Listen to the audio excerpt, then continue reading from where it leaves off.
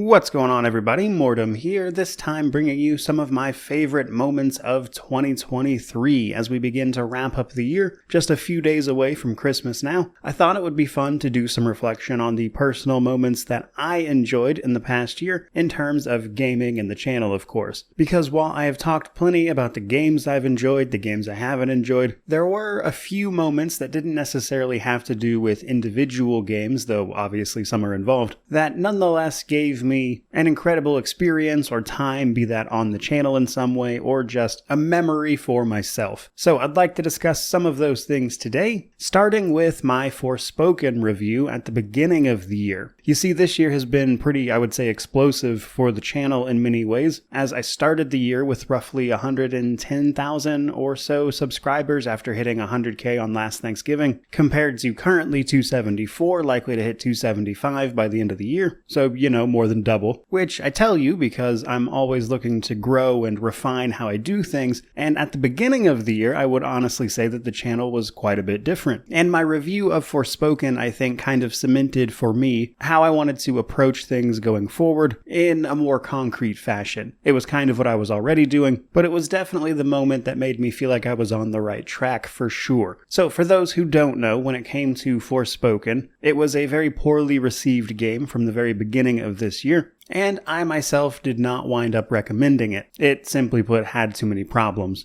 though they have managed to clean some of that up over the year. But around the time of this game's release, much of the conversation was dominated by a few different dialogue lines that I'm sure at least a few of you have heard, and beyond that conversation, it was very difficult to learn much at all about the game. Whereas my review was basically, I could care less about this dialogue, the game does a few things well, but also has these substantially more, I would say, immediate problems, such as the world feeling empty. A lot of the coolest stuff happening has already happened in the past and you don't get to experience it. The overall combat system being very one note, etc. But in addition to those things, I was also able to call out the things that the game did well, such as the actual open world parkour system, which was the, I would say, big hook of the title anyway, was pretty fun to engage with, all of which to summarize that basically that game was more than just a few dialogue lines people were focusing on, and ignoring everything else about the game wasn't doing it any favors, and pretty much all the feedback I got in relation to that game was just people being happy that I took a deeper look at it, even if I didn't wind up recommending it, which was more useful than just saying, wow, look at how terrible this game is.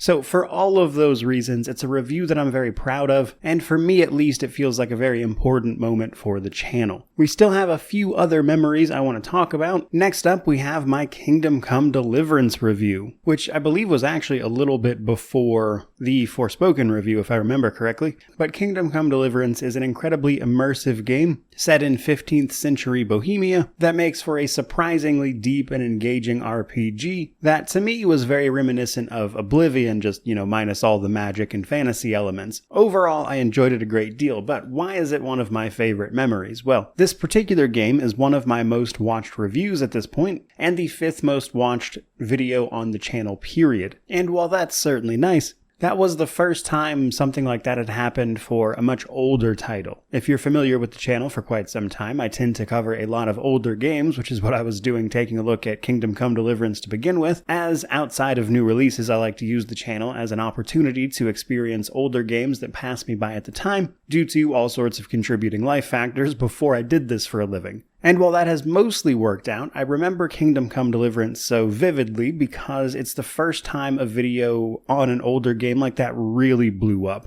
Most of them did pretty well, mind you, but it was the first game that I had covered like that was years old, and it was exciting to see. Now, truth be told, as much as I would like to claim credit for that, I think the fans of Kingdom Come Deliverance and Warhorse Studios, the game's developer, really deserve all the credit there. I think there is a remarkable community around that title, even years after its release, that is really hungry for more content in that vein, especially in regards to a potential upcoming sequel, which these days I myself am certainly looking forward to. But overall, it was just cool to see a video blow up like that, on top of getting to interact with and speak to a pretty passionate community around one particular title, which is a pretty nice place to bring up our next entry with Diablo 4. Because when it comes to the Diablo franchise, I'm a very big fan of it. I've talked about this on the channel multiple times, but Diablo as a franchise means a lot to me. Diablo 2 got me through some very rough times in my life, specifically when I was a preteen. So what do I want to talk about for Diablo 4? Now, I've reviewed this game, I've talked about it since then, and while I think it launched in a great state, it has since gone on to have other issues, specifically with the monetization and the direction, and that's all well and good, but it's not what I want to talk about here. You see, my favorite memory for Diablo 4 was actually the day that it launched, because I was very excited to sit down and play it for myself, and while that's usually the case for games, doubly so because Diablo was so important to me, and I just so happened to have that entire day to myself. And so in addition to actually getting to play this game for the first time, I ordered a large pizza, sat down with my favorite drink, and stayed up till like 2 or 3 in the morning just playing a Diablo game that was actually fun. And despite turning 30 this year, I felt like a 12-year-old again, and as much as I have enjoyed and preferred many other games over the course of this year, that one specific moment is probably when I was enjoying video games the most overall in 2023. It was a really good time. Which brings me to the number one spot, probably the, I would say, biggest of all of these by far, which has to do with all of my coverage for Baldur's Gate 3, a game I have talked to death on this channel, as we're about to get into, and while I think it had its fair few problems here and there, which I won't discuss too much, but worth mentioning that I did go over those in all the videos I made. Overall, I would say Baldur's Gate 3 is an incredible experience. It's why it won Game of the Year, it's why it got so much love, and that's all well and good, but the reason it is on this list specifically is because my coverage of that game, I think it's safe to say, blew up, which included videos I had made years prior about the original 2 games, Baldur's Gate 1 and 2, and all my lead-up coverage to Baldur's Gate 3's launch, my review, subsequent coverage with builds, class guides, along all sorts of other content. And to put that in perspective, if you look at the channel's top 10 most watched videos, 5 of them have to do with Baldur's Gate. I have 2 videos on the channel as of this moment that have more than 1 million views, one of which is BG3 related. So in many ways, that moment for the channel was just this sort of, I would say, perfect storm of everything going right. I had videos from years ago that were perfectly relevant to what people wanted to know going into Baldur's Gate 3. Because I cover that exact genre of games, I kind of had an idea of exactly what I wanted to do in terms of coverage and how to execute on it over the course of the month leading up to the game and the months after. And it was absolutely the case of just everything going right perfectly so, which was huge for both the channel and myself. And seeing both my actual coverage of that game and videos I made year prior suddenly getting hundreds of thousands of views